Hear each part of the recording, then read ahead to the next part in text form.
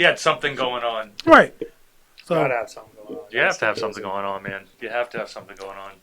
He was just like, he just wanted to come and start lifting weights and seeing how that whole process was. And well, not like, because you were already lifting weights anyway. We used to do it a while back. Yep, we worked out at Mark's gym. And back to the basics, shout out. and then basically, I tried to go there once and somebody stood me up.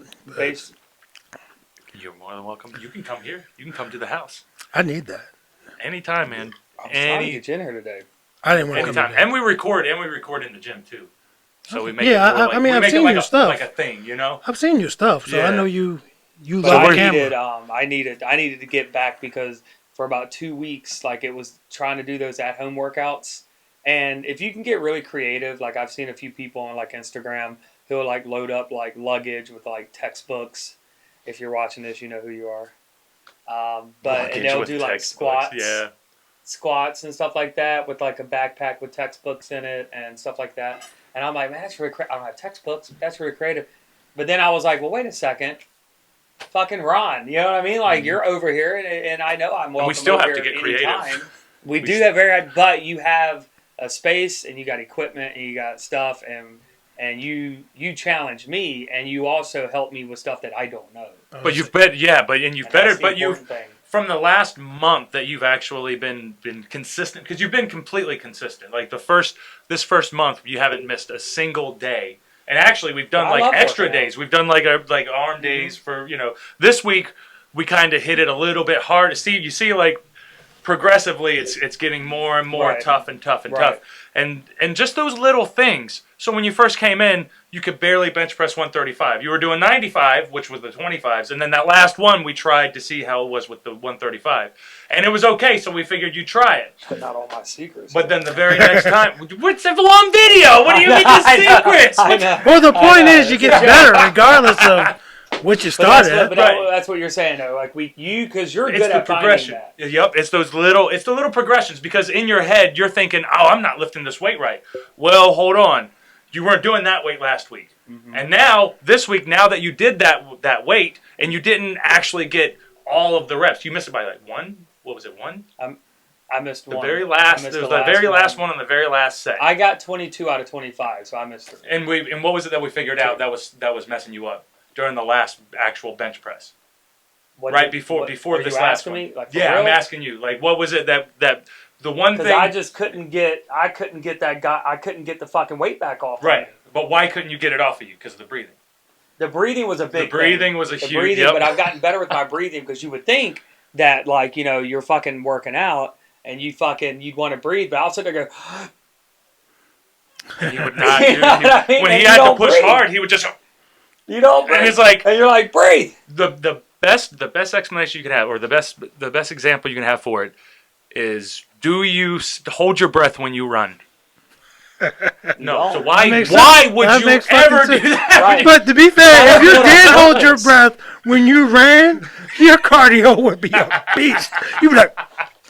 You don't need. I can do this with no oxygen. Yeah, that's the thing. People want to do stupid math because they want to. They want to constrict oxygen. But that's the thing. Like I wasn't consciously doing it. Right. You know. Right. You don't know. Yep. You would think breathe, motherfucker, but it's just like.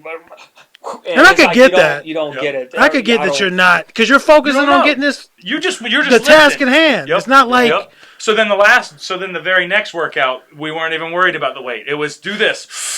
Yeah, and we got the breathing down. It would be really hilarious, you know, if you didn't breathe for like normal shit, like you're driving and it's mad traffic and you're just trying to get through that shit and you're just.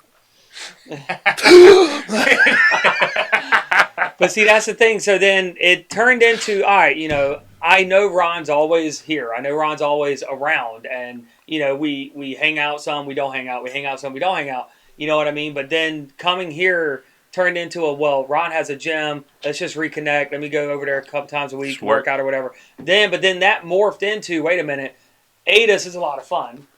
B, we got this going again. We got a lot of good ideas going. Yep. And C, D, F, whatever the fuck we're on. That's a Trailer Park Boys reference. C is you're actually helping me figure this shit out, and we're like, we've got to, because you said we're going to kind of section this off where we're gonna have like our own little segment of like Right. rebuilding me from like the ground up, so to speak. You know what I mean? Where it's like, all right, he started here with this amount of knowledge, this amount of strength, etc., and we're building him up because I say. For me, it turned into like, well, like I said, this is a lot of fun, but it's also very, very beneficial and educational for me because I love working out. Mm-hmm. But my problem is that I always work out by myself. And now that's not a problem. I don't mind working out by myself. But one, sometimes it can get boring. You know, sometimes you want your bro there to kind of egg you on, kind of get you going, get you pumped up. But also, too, I don't have anybody to tell me, aside from watching videos, I don't have anybody to tell me that's not right. Right. You're not doing this right. You need to focus on this. Stop focusing on that, etc. That's the biggest thing because and one of the things about it is whenever it goes back to what Bob was saying, asking somebody for advice on things when it comes to like weightlifting, especially if you want to take it seriously. If the people are taking it seriously themselves, it's going to be just like if you ask like a veteran wrestler if they're going to give you if they have any advice for you because you're like a big fan and you appreciate what they. Sometimes you're going to get some people who don't have the time, but a lot of times people will help you and they'll give you some of the best advice that they can give you, especially if they saw what you can do. I guess I felt like I never wanted to bother anybody. You know what I mean? Like I don't want to go up to this guy. The problem is that's going to hold you back because that information, somebody telling you that information is so much faster than you figuring out on your own. Because I'll be honest, I only ever asked one wrestler one time to watch any of my matches. And that was Ron Simmons because he was there by the curtain. And someone else told me, hey, you should ask him to look at it. I'm not going to say who told me, but like they said you should go ask him because you need someone like him to give you feedback. And I was like, okay. And he's like, I asked him. And look where I'm. It's so I was like, okay, sure. And I went up and I was like, hey man, would you mind sitting in and kind of watch? And he was like, absolutely, man, you got it. You know what I mean? They don't get that often. Wait, he didn't just say damn? Right. And then I came back and he was right by the curtain and he was like, shook hands or whatever, and he sat us down. He literally said, have a seat. And then nicest guy in the world. And he told me, and it wasn't. He thought it was pretty decent. And I'm like, wait a second, I got Ron fucking Simmons telling me that I actually had a half-ass decent match. And now what? Now because but then he gave me a lot of feedback, and I was like, this is great. But this is a thing that's just like any other skill that you're building. That's a social skill that you're not really good at. That you're literally saying that you don't like. You don't like it because it doesn't make you feel good because you don't like dealing with people, strangers, whatever the case may be. You gotta push yourself. Him pushing you, whoever it was that pushed you into that position right there, they knew that he's not going to get the information if he's just going to like a chicken with his head cut off. And just like even if you're going on YouTube, like whatever you're getting for like workout, like advices or it's like regiments. Don't I think it's regimen, but either way, if you're doing that, even if you're seeing what they're doing on YouTube, that can't tell you what you may or may not be doing wrong. Right. So. Or maybe uniquely to you. Well, maybe you just need motherfuckers like Ron. Like you need niggas named Ron to help you get through life. Next time you're having some issues with band, you'll meet somebody named Ron, and that's the person you say, "Hey man, how can I get this?" Ron. Anybody in the audience named Ron? I've had good experiences, Ron. So how far. was this song, Ron? They can be like, "Well, this, that, bam." $1 million bucks. Yeah, I don't know, man. I don't know. It's just, you know what I mean? Like, but and you can grow. I can grow from that. I can learn those little things here and there. But the one thing I will say is like, and I think a lot of people can relate to this. Kind of piggybacking on what you said. Maybe you struggle with this like a little bit too. He's about to suck his own dick so hard. No. I know myself. One of my biggest things is I and it just sounds really cliche, but I am my own worst enemy. I get in my head too much. That's true. And I'll get a thought, like a negative thought, not negative, but just not the thought you'd want to have when you're doing something. And then I start overthinking, and then I blow it up to this huge thing in my head, and nothing's even happened yet. And you're going to see that in all of our gym experiences. Yeah.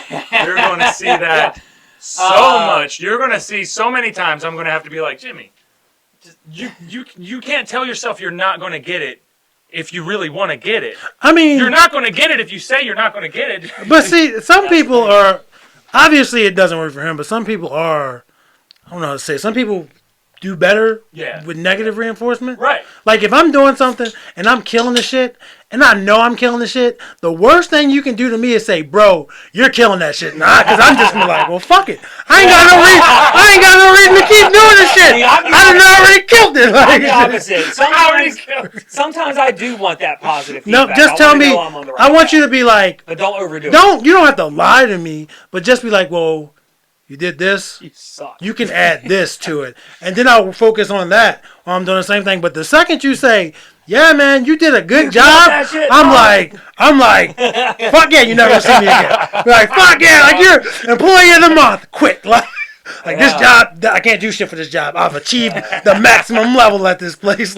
Will Smith had a really cool thing. I'm sure I don't know if you've seen it or not, but but Will Smith has a really cool thing about fear, and he talks about his experience. Yeah, one of the talks. Skydiving, and he was like, the night before I couldn't sleep. I was worried all the way up until the point my feet were on the ledge of that plane. I didn't stop worrying until after I made that jump, and it was bliss.